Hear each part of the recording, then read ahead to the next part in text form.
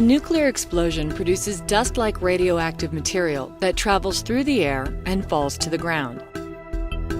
Protecting yourself from high levels of radiation after a nuclear explosion can save your life. Follow these simple steps to reduce your risks from radiation. First, quickly get inside a solid, secure building. Go to the basement of a multi-story building or the center of a single-story structure. Plan to stay inside for 12 to 24 hours, or until you are told by emergency officials that it is safe for you to leave. Stay tuned to TV, radio, or the internet for updates from authorities. Get inside. Stay inside. Stay tuned to protect yourself and help others.